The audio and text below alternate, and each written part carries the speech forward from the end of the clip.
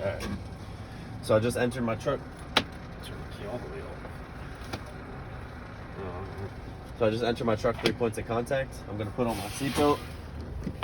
Making sure my seatbelt is properly mounted on top and bottom. It's not ripped, torn, or frayed, and it adjusts properly and clips and unclips properly. So I'll just clip and unclip it a couple times. I have my safety equipment, so I have one extra fuse for every type of fuse in the truck. I have my fire extinguisher. It's a UL rated 10 BC. It's fully charged in the green and pinned in place for security. I have my 3 reflective triangles. They're not cracked, bent, or broken. So now perform a safe start. So I'm making sure my truck's in neutral, my brakes are on, clutch fully engaged. I'm gonna start the truck. Make sure the needles are reset. My ABS light came on, went off, indicating that my ABS is working properly.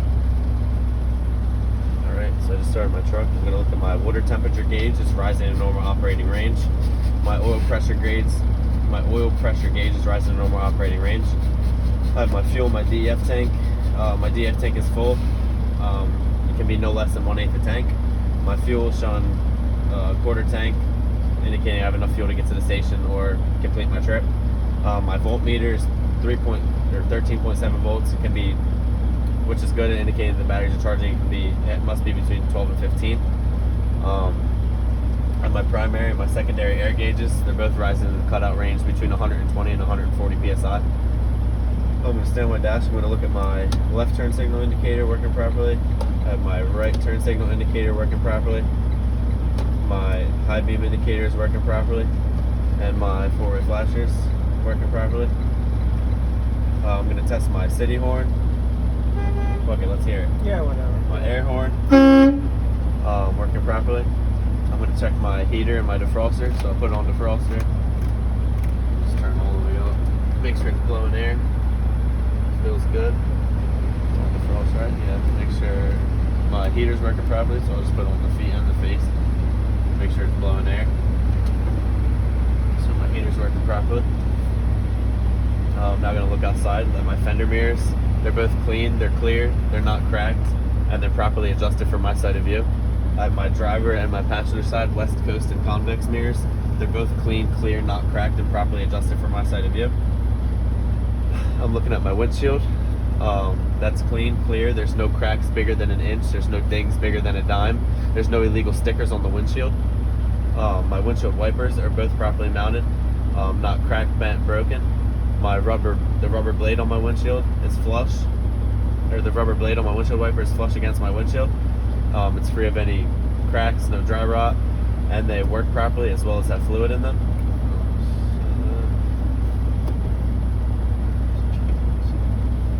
So then I'll do that. Then I'll start my brake test. Right. Will you wait for a sneeze and then do the brake test? No. You don't have to until. No, yeah. Okay. For the tug and all that. Okay. Yeah. So I'm going to start my brake test. I'm going to do the tug test. So I'm going to put my truck in first gear. I'm going to release my trailer brake. I'm going to tug against my tractor. So I'm just going to let out slowly. Hope I don't make you guys fall. Alright, so there's the tug. My tractor brakes are working properly. Now I'm going to apply my trailer brake. Releasing my tractor brake, I'm going to tug against my trailer. So it's the same thing. I'm going to let out on the clutch slowly. Alright, there's my tug. I'm going to keep my truck in first gear. I'm going to release both my brakes. The trailer brake was already in, or my tractor brake was already in. So I'm going to pull forward slowly, approximately 5 miles per hour. Lightly holding the steering wheel, and I'm going to hit my brake pedal. I'm just going to let it out. Brake pedal. Sorry. That's right. So my service brake works properly. My truck didn't lean to the left or to the right, indicating that my brakes are properly adjusted. So now I'm going to put my truck in neutral. I'm going to apply both my brakes. My air tanks are below 100, indicating that it's building air. So now I'm just going to wait for the sneeze.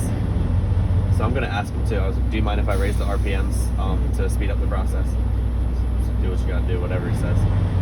So I'm just going to wait for the sneeze. It should happen between 120 and 140 psi.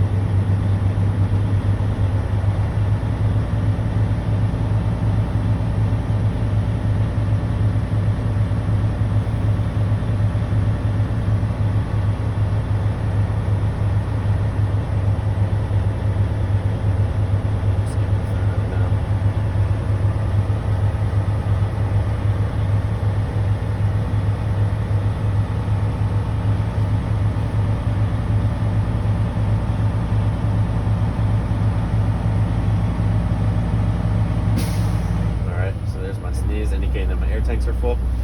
I'm now gonna put my truck in first gear. I'm gonna shut it off. I'm gonna put the key back to the on position. Alright, so my ABS light came on, went off, indicating that my ABS is working properly. I'm now going to do my apply test, so I'm going to release my brakes. I'm going to wait for the initial drop of pressure, and I'm going to put my foot on the brake for 1 minute, and I should not lose more than 4 psi within that minute. So once I release my brakes, I'm going to wait for the initial loss, the initial drop of pressure. You have foot on the brake now? No, I just it's still moving. It might be a good idea to put it on there anyway because But then I'll think I started it. No, so I'm just going to wait for the initial drop. Well, but I mean, when you put your foot on the brake, sometimes you lose some too. Right. That's all right. Whatever. So now I'm going to start my timer and put my foot on the brake at the same time. See how it lost it? See how it lost it there? Yeah, a lot. That's what I'm saying. It lost a lot. That's what I'm saying. I think you have to wait till you put your foot on the brake and then after initial loss, then you do it. Okay. Otherwise, it's just going to... All right. That's why it's good to do it, right? Yeah.